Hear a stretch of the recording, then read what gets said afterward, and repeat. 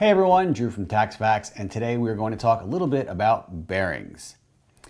This is the main hub from my Neo 2T. The reason that it's in my hand and not attached to my Neo 2T trainer is that the bearings need to be replaced. Now, I own a lot of Neos and have been riding Neo trainers since 2016, but the Neo 2T just felt different from all the others. I could definitely tell there was too much drag on the disc and some stuttering at low disc speed, especially when the ride was winding down, so I suspected a problem with the bearings. So I pulled the Neo disc and I was able to confirm that the bearings are problematic, so I want to show you the difference between good bearings and not as good bearings.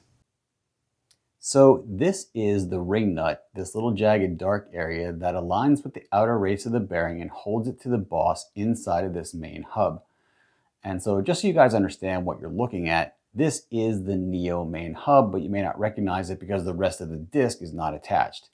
But this is the small bearing that you're looking at, the outboard side, and the free hub connects to this and fits inside this hole, and the deployed pawls then rotate the entire hub around the axle. So this is the small bearing that you may hear people refer to, and it is typically the bearing that fails first on Neo, including this Neo 2T. But because it's down inside this hole, the race is a little difficult to see, so I'm going to flip the hubs over so you have a better view of what's going on, because the problem exists on the inner bearing as well. So I've drawn a little line here on the inner race of these bearings with a Sharpie so you can track the movement, because otherwise it would be a little hard to see. So looking first at the Neo 2 bearing, you can see that the movement is very smooth with very little friction. It rotates evenly with almost no force applied, just with my pinky. I don't even need to hold the hub in place at all, and that is how a bearing is supposed to behave. So now let's look at the Neo 2T bearing. So when I rotate the inner race, you can see that the movement is halting and jerky because there's a lot of friction. So as force increases and eventually becomes sufficient to overcome the friction in the bearing, the race suddenly moves. The entire purpose of the bearing, though, is to reduce friction between the rotating parts. And if it fails to provide that function, then the bearing is not any good. In this particular case, it suffers from poor initial quality, as many bearings do. So what's the big deal? Just replace the bearings, right?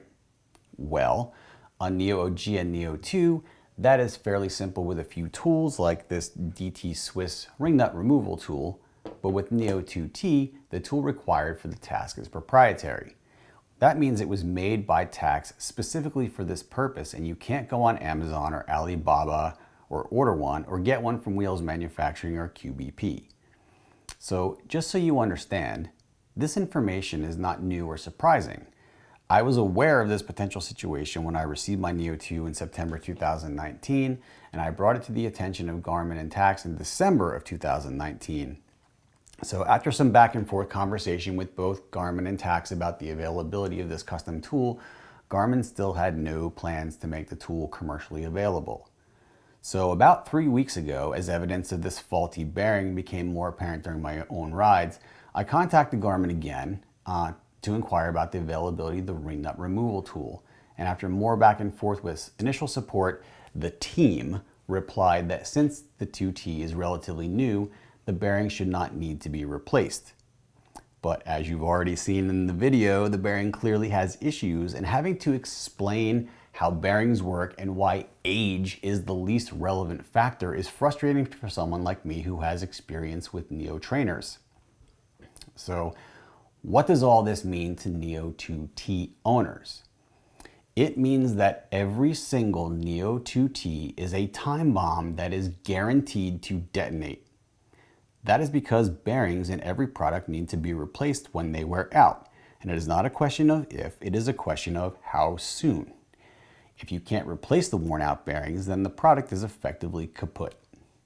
So in my particular case, since Garmin was not able to provide the tool so I could replace the bearings, they offered to replace the entire unit. The catch is that Neo 2T units are back ordered, so I wouldn't get the replacement until at least late October.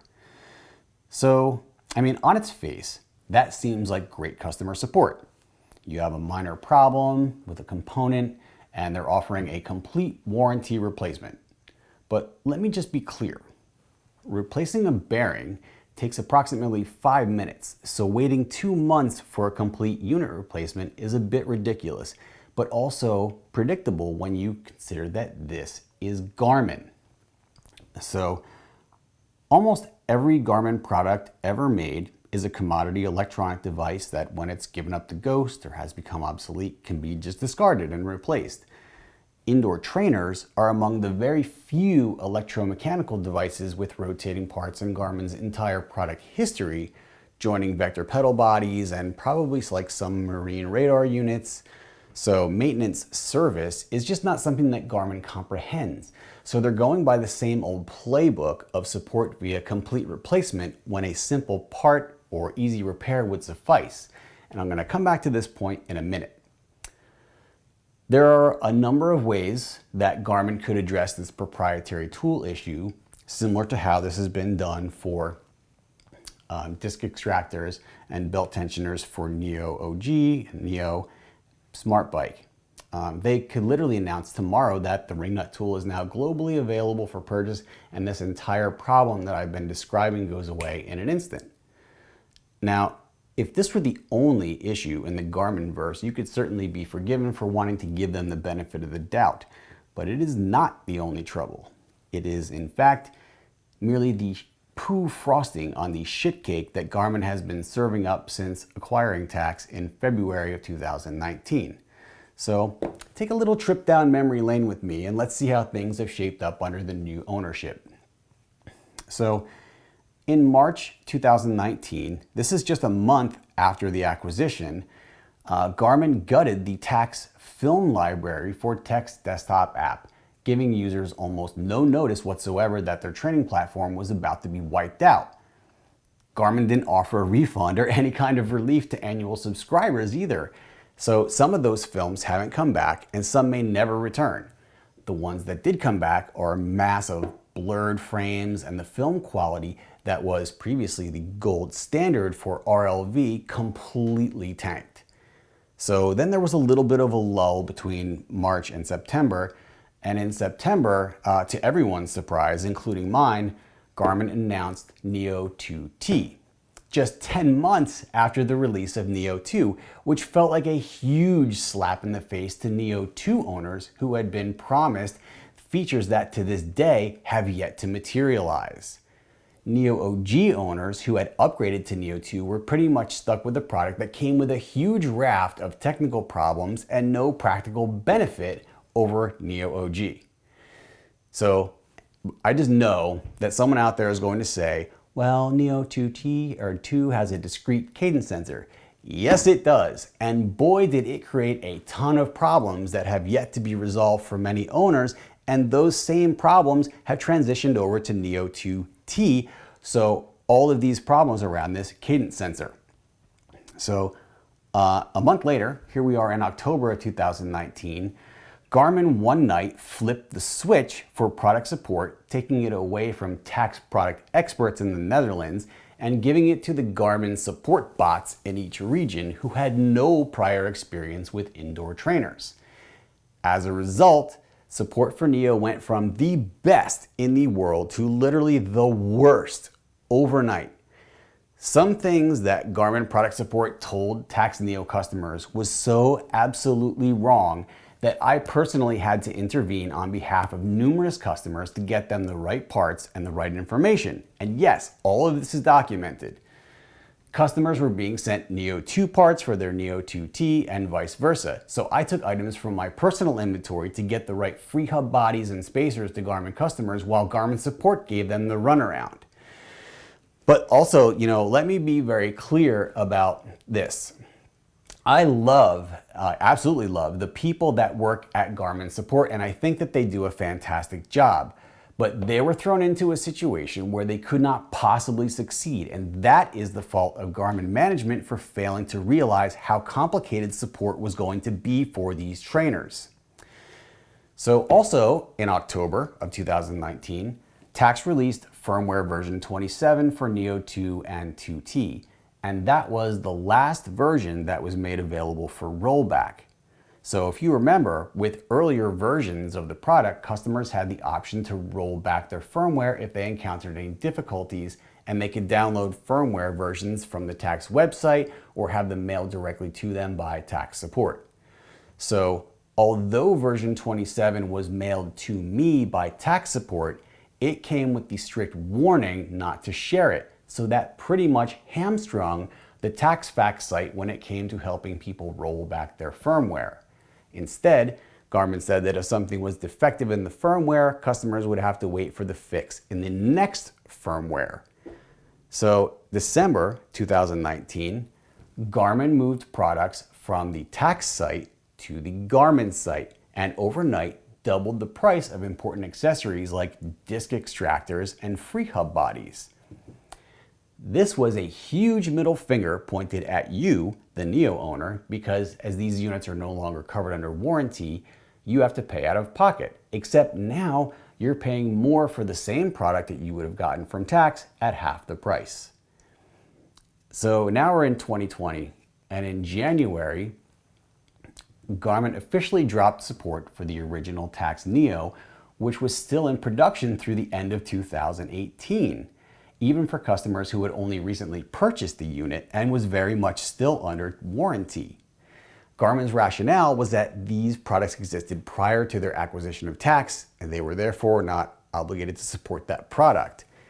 So this caused an enormous backlash on social media, which is unfortunately one of the few things that companies seem to respond to any longer, never really doing the right thing on their own, but sort of leaping immediately to do whatever removes them from the glare of public scrutiny. And in response to the outrage that they had fomented, Garmin changed their policy from no support to flat rate repair. So getting back to what I mentioned earlier about Garmin's support playbook, if your Neo OG had even a little flutter of a problem, the only option was a replacement offered at 649 British pounds, even for a problem as simple as a $12 bearing that could be easily replaced by the customer or their local bike shop. And yeah, that actually happened.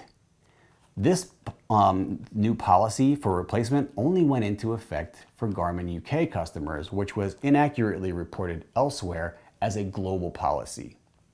So when I read that statement from Garmin, I directly challenged them because I knew that elsewhere, like in the US, customers were being offered a completely different option, a 20% discount on a new Neo 2 unit instead. So Garmin wouldn't actually state what their warranty policy was, except in this weird, vague corporate speak terms, and they wouldn't even clarify when I asked them point blank. Instead, they assigned a liaison to me at Garmin who refused to answer any of my questions from the email that I had published on the Tacx page in response to the statement from Garmin Olathe. So this was the first indication we had that Garmin support and product availability varied by geographical region when it comes to Tacx trainers. So you have this Garmin International brand, and below it you have these regional divisions like Garmin Iberia and Garmin US and Garmin UK, and they're all running their own show. So if you're in the UK, you're in pretty good shape, but if you're in South America or India or China, you were at the mercy of whatever those regions happened to be doing, and there was no consistency. And that is still true today as I'm recording this video. You cannot buy so much as a quick release adapter for a Tacx Neo on the Garmin India page, let alone a trainer or find any kind of support. The product does not exist as far as they're concerned. So while there are numerous geopolitical issues that factor into this, that is not a satisfying explanation to a Neo owner who happens to live in one of those countries where support is non-existent. Since then, and throughout the majority of 2020, the failure rate of Neo 2T has been absolutely staggering. Overheating is the main culprit, including overheating of the cadence sensor, and those units have to be replaced. And during the same period of time, firmware updates have been bricking Neo 2 and Neo 2T units. Like literally after updating, the unit no longer works at all, and needs to be replaced. So if you remember what I said earlier about the inability to perform a firmware rollback from the decision that they had made in October, this has become a very serious problem because now a simple firmware rollback now requires you to send your trainer back for replacement.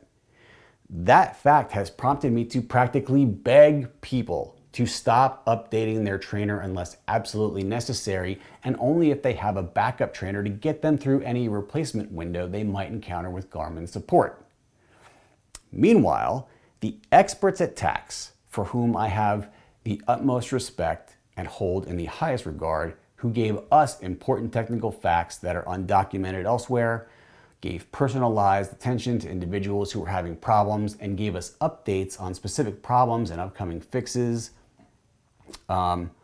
they have quietly disappeared. In fact, they are no longer part of our Facebook group. This is the Garmin wall of silence that I warned you about in February 2019 because this has been Garmin's MO for years and years. So when I think about this timeline of events, I have to ask, how did any of this benefit the customer? What happened to the production and distribution capabilities that were supposed to make Garmin a lock for the future of indoor training? So,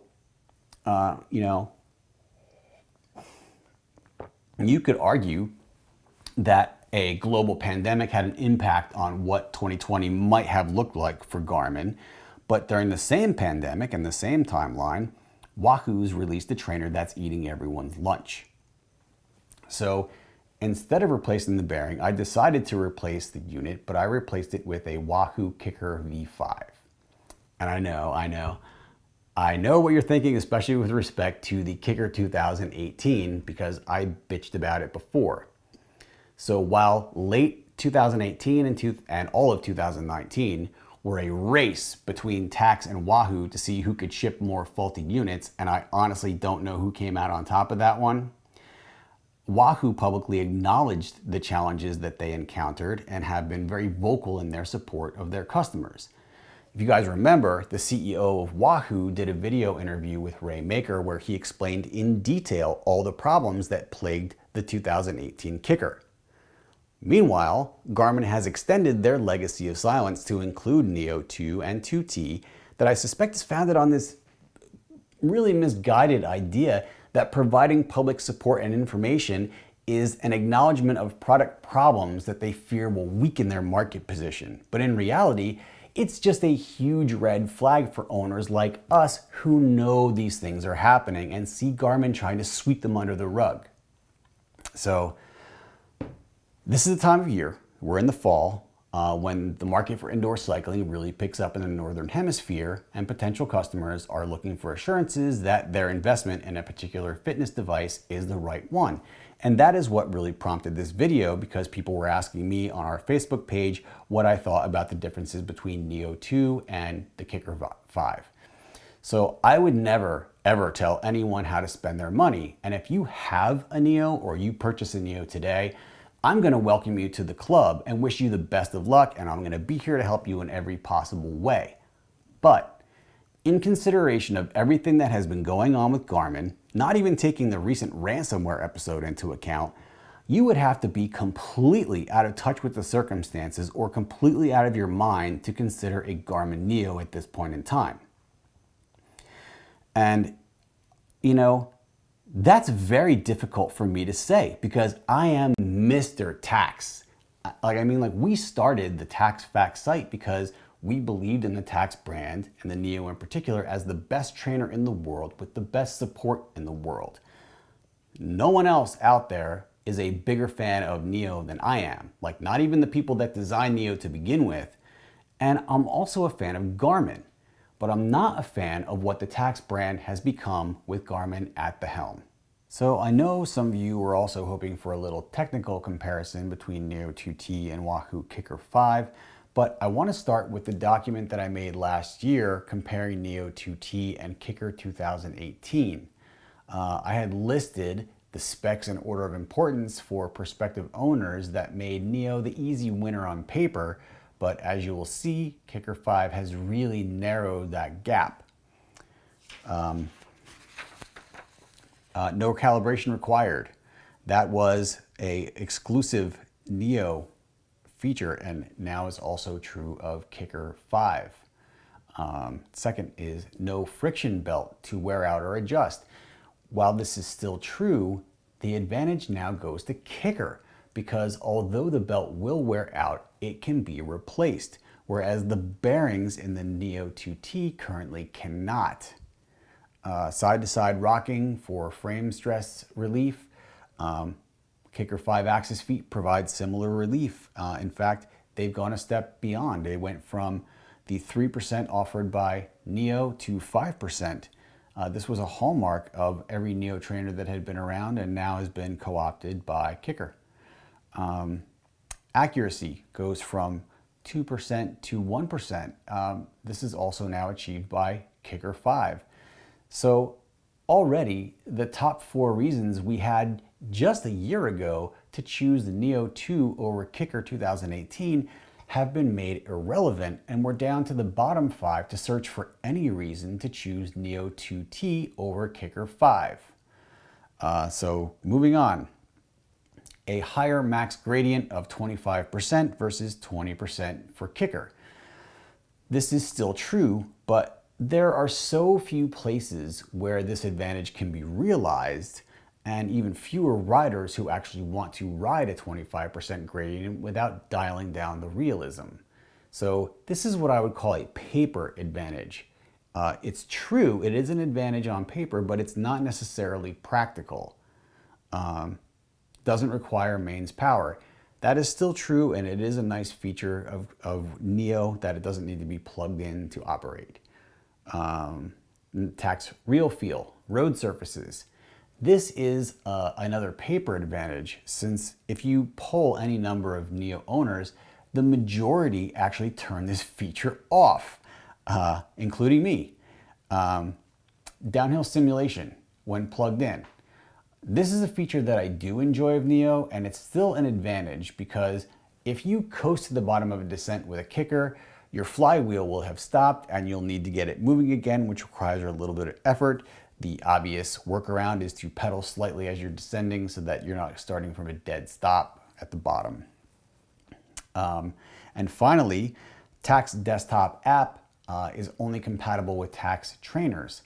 But given that Garmin has made the films uglier and hasn't done much to improve the interface, there are simply better, more affordable software options.